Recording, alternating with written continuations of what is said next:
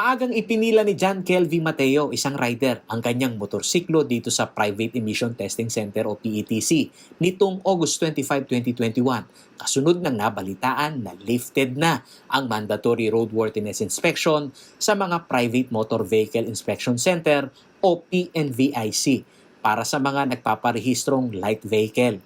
Anya, malaking kaluwagan ito sa kanya dahil hindi na naisama pa sa mahabang pila ang kanyang motor sa dalawang PNVIC dito sa Pampanga.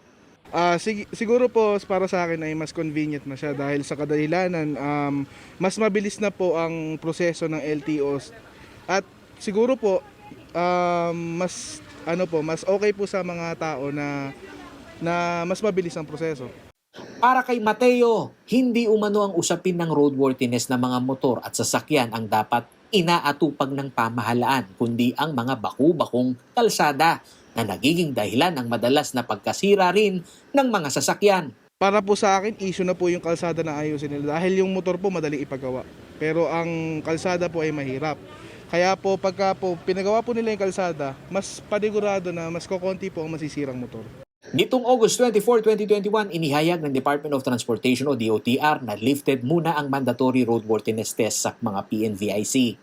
Ayon kay Land Transportation Office, LTO Central Luzon Regional Director Eduardo de Guzman, re-resolbahin muna ng DOTR ang problema ng limitadong operational na roadworthiness inspection center sa kada probinsya.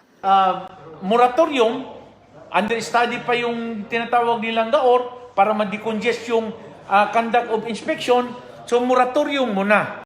Dagdag pa ni De Guzman, hindi sasapat ang dalawang PNVIC sa isang malaking probinsya gaya ng Pampanga, kaya asahan na raw ang problema sa mahabang pila. So, ang allotted para sa province of Pampanga, 4, pero ang existing lang natin dito sa ngayon, dalawa lang po. Ang moratorium ay hindi magiging dahilan ng pagsara ng mga PNVIC na operational ngayon. Sa datos ng LTO Region 3, ang pangangasiwa ng mga nag-a-apply ng prangkisa nito ay nasa poder ng DOTR. 6 lamang umano ngayon ang operational na PNVIC sa 7 probinsya ng Central Luzon. Samantala, sa pananaw ng Private Emission Testing Center o PETC operator na si Roniel Valle, maging ang mga PNVIC operator ngayon ay biktima rin ng paasa ng DOTR. Pabor naman anya sila sa existence ng mga ito. Yun nga lamang ay dapat sumailalim sa konsultasyon para ganap na maisabatas. Sa atin naman, pwede naman nating tignan yung mga anggulo na pwedeng mag-coexist.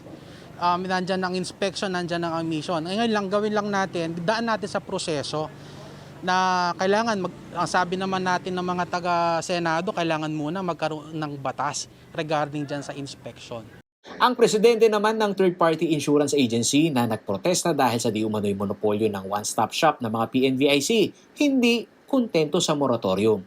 Wala umanong niresolba, bagkus panakip-butas lamang dahil sa kamaliang pilit na tinutuwid. Sinabi ni Director kanina, pag naayos na yung GAOR, balik sa dati.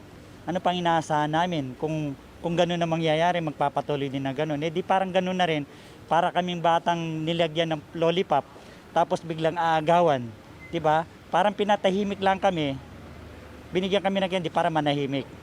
Actually, sa dalawang linggo na nangyari na yan, marami nang naghirap sa amin. Paulo G. Santos, CLTV News.